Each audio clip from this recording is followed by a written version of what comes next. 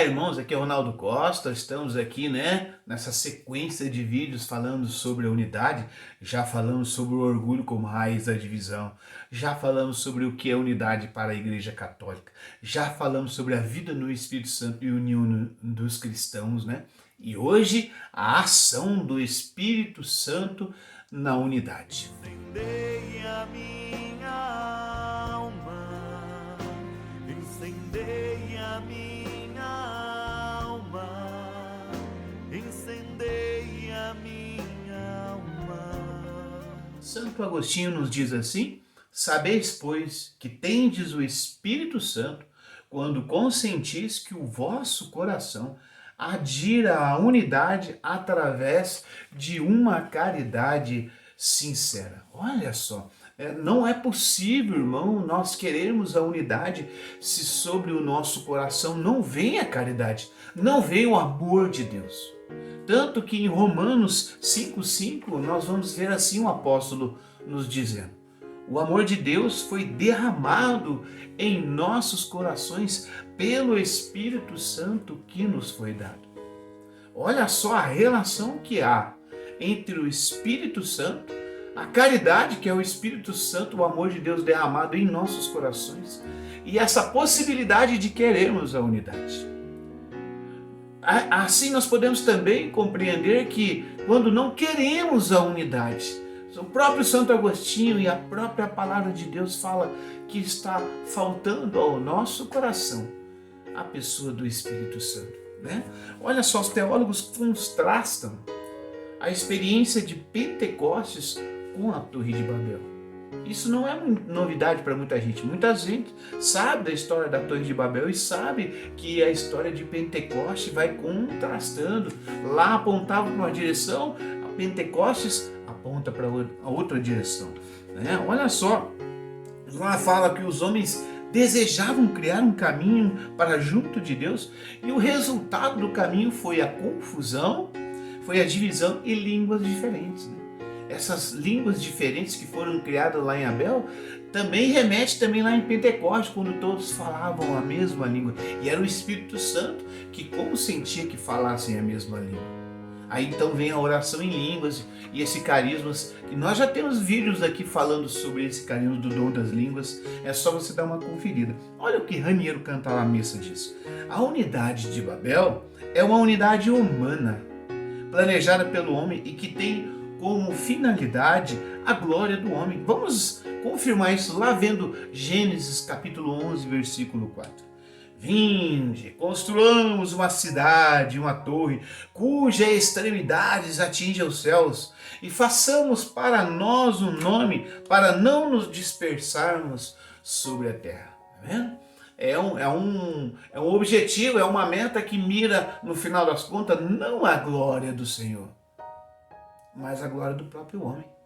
E o Espírito Santo, quando vem em Pentecostes, ele não vem para se glorificar, não. Ele veio para glorificar o nome de Jesus. Veio para recordar ao nosso coração tudo o que Jesus nos ensinou. Tem até um vídeo para a gente entender isso. O Espírito Santo trabalha para glorificar a Cristo.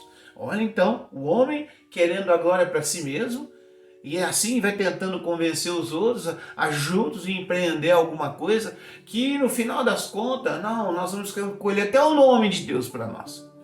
Já o Espírito Santo trabalha, contrasta com essa finalidade, não é?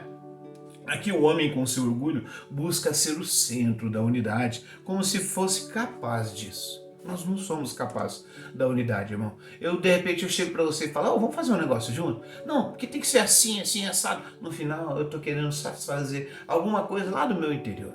Você também, se me convidar: Ronaldo, venha fazer parte, porque é assim, assim, assado. A gente tenta fazer alguma coisa junto, mas se a gente quiser realmente fazer alguma coisa junto, é o Espírito Santo que tem que nos conduzir, porque é Ele que coloca essa caridade, esse amor de Deus no nosso coração. E é quando a gente se consente nessa ação do Espírito Santo, nesse amor, então se possibilita uma unidade. Já em Pentecostes, ao contrário, todos compreendem a língua dos apóstolos. Você vai ver lá em Atos 2, do versículo 4 a 11. Ao ler esses versículos, você verá que os apóstolos não estão erguendo um monumento para si, mas para Deus. Porque se o Espírito Santo trabalha para glorificar a Cristo, e ali no cenáculo de Jerusalém, fala que o Espírito Santo tomou conta dos discípulos e eles ficaram cheios do Espírito Santo. E uma vez cheios do Espírito Santo, eis que agora esse Espírito impulsiona toda e qualquer palavra, toda e qualquer ação para glorificar o Senhor. Olha como é que o Espírito Santo une. Olha essa ação do Espírito Santo no nosso coração, que não é somente falar a mesma língua, mas é ter os mesmos sentimentos de Cristo. É ter a mesma ação que Cristo teria quando nós tivermos que conviver em comunidade, lá na nossa família, lá na nossa igreja e até com os irmãos separados. É esse Espírito Santo que derruba as barreiras daquilo que divide a comunidade, daquilo que divide os cristãos. Raniero Cantalamessa fala assim para nós: o falar em línguas é um sinal e uma manifestação do coração novo que o Espírito Santo criou neles. Esses homens romperam as barreiras da própria língua, símbolo de todas as barreiras que separam os homens uns dos outros. São João Paulo II, na carta Última Nuntium, vai falar que isso é a conversão do coração.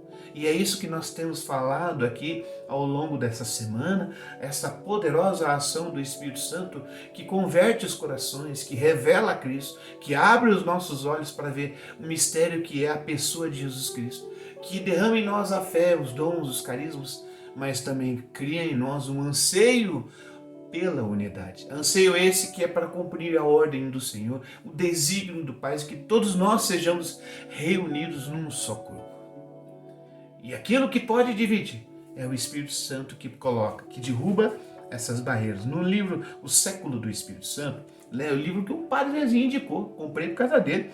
Há inúmeros relatos de cristãos que recebem o Espírito Santo e saem para evangelizar em países cuja língua não dominavam.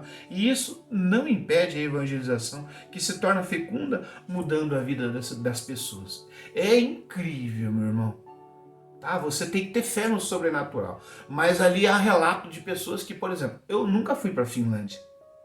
E de repente o Espírito Santo me impulsiona a dar testemunho de Jesus. E eu vou. E eu não sei falar finlandês, mas de um modo misterioso, essa barreira que a língua separa, eis que o Espírito Santo faz a gente falar na língua, até mesmo finlandesa, ou em outras línguas que seja a língua dos anjos. Mas esse mesmo Espírito que move a minha língua, abrindo-me a revelar a verdade que há em Jesus Cristo, também abre o ouvido do ouvinte. E aqui está um mistério que eu e você jamais entenderemos, porque isso é obra do Espírito Santo, para que Cristo seja glorificado.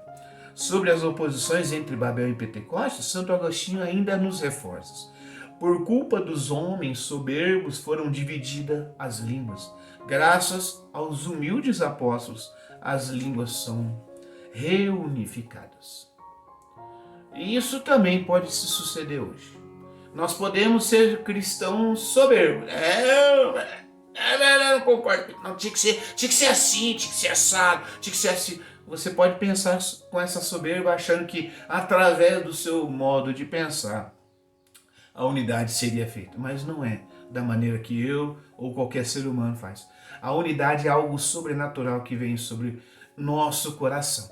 É o Espírito Santo que capacita nesse sentido. Enfim, irmãos, o homem por si só é incapaz de realizar a unidade. Ao contrário, todas as suas tentativas acabam por confundir e dividir. Nesse caso, o que predomina em seu interior não é o Espírito Santo.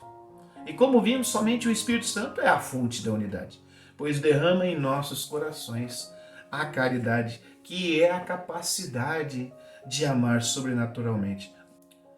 Ai, Ronaldo, e essa caridade aí, Ronaldo, como é que é? Irmão, vou deixar aqui uma playlist tudo sobre a caridade. Veja sobre isso e perceba que o Espírito Santo capacita você nessa virtude sobrenatural da caridade. E ela é a força motriz da unidade. Você e eu, enquanto irmãos, que o Espírito Santo nos impele na nossa maneira de pensar. O espírito de Babel confunde e divide. O Espírito Santo une e forma o corpo místico. Amém, irmãos? Vamos finalizar aqui com uma oração pela unidade da igreja de Dom Próspero Gueranger. Graças sejam dadas ao Espírito Divino, que habitando na Igreja de Jesus, nos move misericordiosamente para a unidade, que nos faz amá-la e nos dispõe para sofrer tudo antes que dividi-la.